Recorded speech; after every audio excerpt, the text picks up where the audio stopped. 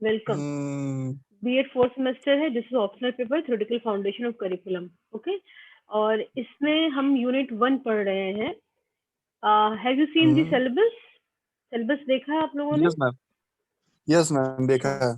ठीक है। यस तो मैम। पहली यूनिट जो है वो सिलेबस से ही डील करती है। सॉरी, आपका कंटेंट जो है, जो अभी नेचर हो गया, करिकुलम किसे कहते हैं, मीनिंग, कंसेप्ट से डील करती है। तो अभी जो प्रीवियस क्लासेस हुई हैं, जो ऑलरेडी रिकॉर्डेड अवेलेबल होंगी, आप उसको देख सकते हैं। इसमें हम लोगों ने डिस्कस किया था कि what is the meaning of curriculum, कहाँ से इस शब्द की उत्पत्ति हुई है। जैसे लैटिन भाषा से हुई है, जिसका शब्द शाब्दिक अर्थ करीरी, मतलब करीरी शब्द है, जिसका अर्थ होता है रनवे या दौड़ का पथ। ठीक, तो ये माना जाता है ये एक ऐसा पथ है जिसके द्वारा बच्चा दौड़ कर इस पथ पे अपने शैक्षिक उद्देश्यों को पूरा करता है या प्राप्त करता है।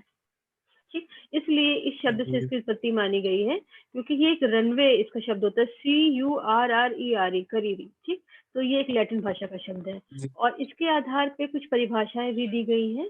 तो इसका जो करिकुलम का शब्द है लैटिन करीरी, और इसका इंग्लिश में एक्चुअल मीनिंग होता है रेस कोर्स या दौड़ का मैदान। ठीक, अगर शाब्दिक अर्थ जी। पूछा जाए, मीनिंग पूछी जाए, तो शुरुआत यहीं से आप करेंगे।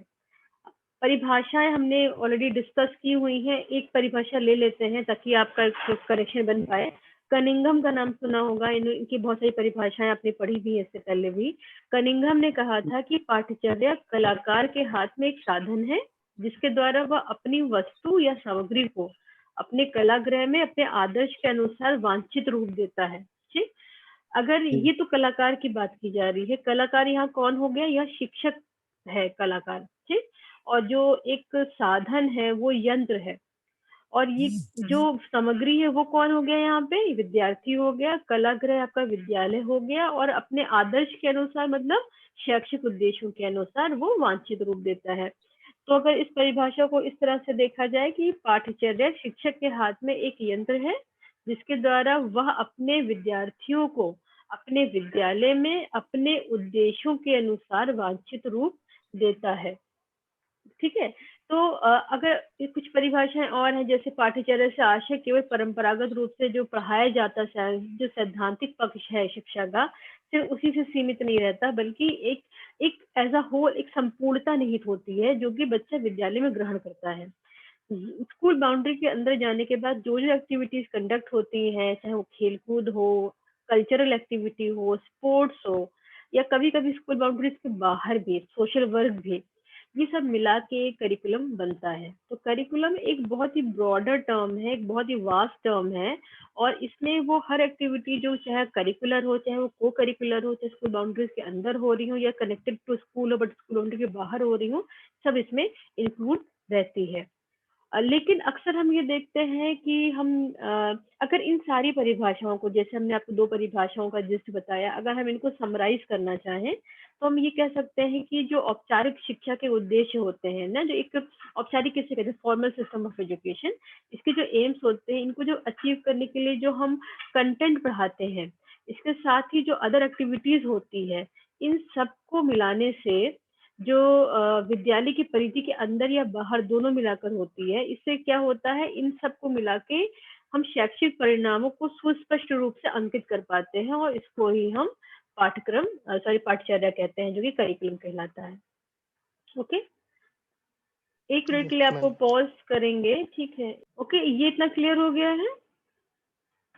अब यस मैम। इसमें थोड़ा सा डिफरेंस बिटवीन करिकुलम और सिलेबस की अगर बात कर ली जाए, जो कि लास्ट क्लास का है और इसकी रिकॉर्डिंग भी अवेलेबल है, शॉर्ट में बता देते हैं कि करिकुलम जो है, जिसको हिंदी में पाठ्यचर्या, और सिलेबस जिसको हम पाठ्यक्रम या पाठ्यवस्तु कहते हैं, ये 2 अलग शब्द हैं। ये सिनोनिमसली यूज हो जाते हैं, लेकिन इनमें अंतर है। करिकुलम जो है वो इसकी एक कॉम्प्रिहेंसिव और डिटेल मीनिंग में यूज होता है। ये कह सकते हैं कि ये व्यापक और विस्तृत शब्द है, और इसमें वो सारे अनुभव या एक्सपीरियंसेस जो है वो इंक्लूडेड रहते हैं, जो स्टूडेंट विषय के शिक्षण में, जो टीचिंग में यूज करता है। इसके अलावा संपर्क या अंतःक्रिया, जो इंटरेक्शन होता है स्कूल के अंदर या बाहर होने वाली एक्टिविटीज, जो पाठ्य और पाठ्येतर क्रियाएं होती हैं, इन दोनों को इसमें शामिल किया जाता है। ये हो गया आपका करिकुलम।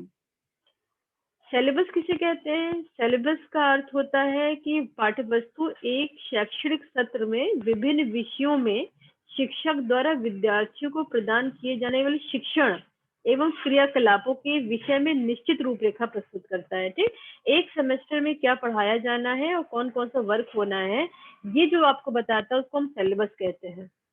ये बेसिकली किस पे बेस्ड होता है? ये सब्जेक्ट पे बेस्ड होता है, कंटेंट पे बेस्ड होता है। कक्षा के अनुसार जो सीखने के एम होते हैं, उनका सीक्वेंस, उनका रेशियो, कितना पढ़ाना है, कितना अगले सेमेस्टर में पढ़ना है, ये सब इसमें क्लियरली मेंशन होता है। इसके साथ ही किन बिंदुओं के आधार पर मूल्यांकन होना है या इवैल्यूएशन का प्रोसेस होना है, एग्जामिनेशन कैसा होना है, ये सब चीज सिलेबस में मेंशन होती है। इस ये तो देखा जाए तो सिलेबस जो है कहीं ना कहीं करिकुलम का भाग है। करिकुलम ब्रॉडर टर्म है और सिलेबस एक नैरो टर्म है। अगर कंपैरेटिवली एनालिसिस की जाए इसकी, तो इसका कुछ हम तुलना अगर करना चाहें कुछ आधारों पे, तो हम कुछ आधार देख सकते हैं।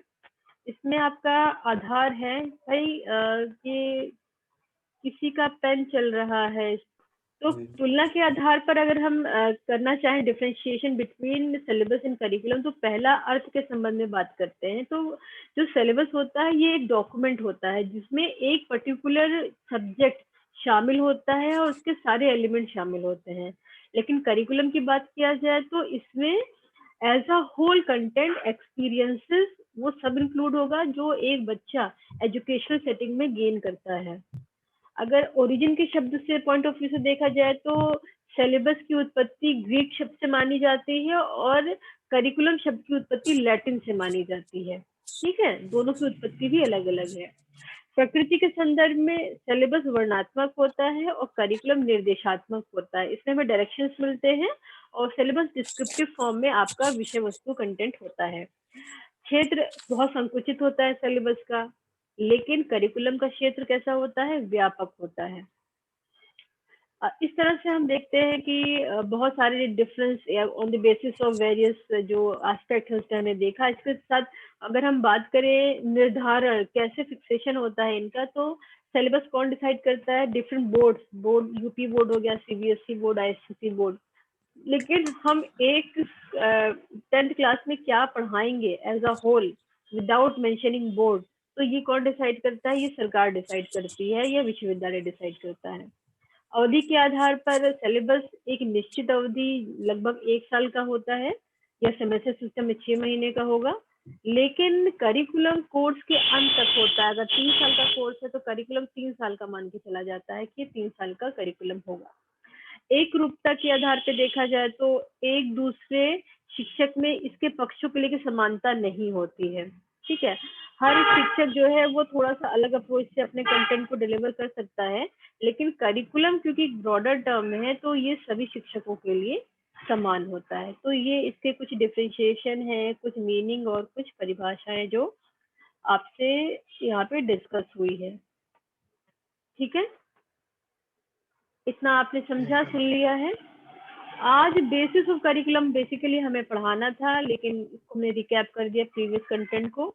आज से बेसिस के नाम पे हम आपको बेसिस के टर्म्स बता देंगे, कौन कौन से आधार हैं। नेक्स्ट क्लास में जब आप आएंगे और बाकी बच्चे भी आएंगे मंडे को, तो हम आपको बेसिस ऑफ करिकुलम फिर डिटेल में पढ़ाएंगे। तो पाठ्यचर्या के निर्माण के जो आधार होते हैं जिसे बेसिस ऑफ करिकुलम कहते हैं, उसमें सबसे पहला आधार होता है दार्शनिक आधार या फिलोसॉफिकल फाउंडेशन की बेसिस पे करिकुलम कंस्ट्रक्ट होता है।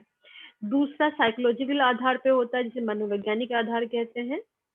तीसरा होता है आपका आधार जो कि सामाजिक और सांस्कृतिक आधार होता है जिसे हम socio cultural basis of curriculum construction कहते हैं। इसके बाद और भी आधार हैं, जैसे ऐतिहासिक आधार हो गया कि हमारे भारत देश में जो इतिहास रहा है शिक्षा का, अगर हम उसके रेफरेंस में हम करिकुलम का विकास करते हैं, उससे सहायता लेके करते हैं, तो उसको हम ऐतिहासिक आधार कहेंगे। पांचवा आधार आपका आता है आर्थिक आधार। ठीक है, आर्थिक आधार कैसा होता है? जो कि इकोनॉमिक बेसिस ऑफ करिकुलम होता है, जो कि व्यवसायिक पहलू होता है करिकुलम का। ये आपका पांचवा आधार हो गया। एक आधार और होता है जिसको हम political basis of curriculum construction कहते हैं, जिसमें हम देश की समय स्थिति का ध्यान रखते हुए करिकुलम का कंस्ट्रक्शन करते हैं। ठीक, तो और आखिरी में हम देख सकते हैं scientific basis of curriculum construction भी होता है, जिसमें हम कॉज एंड इफेक्ट रिलेशन का ध्यान रखते हुए साइंटिफिक और टेक्नोलॉजिकल जो नॉलेज है उसको इम्पार्ट करने के लिए करिकुलम कंस्ट्रक्ट करते हैं। ओके, तो आज के लिए इतना ही है क्लास में।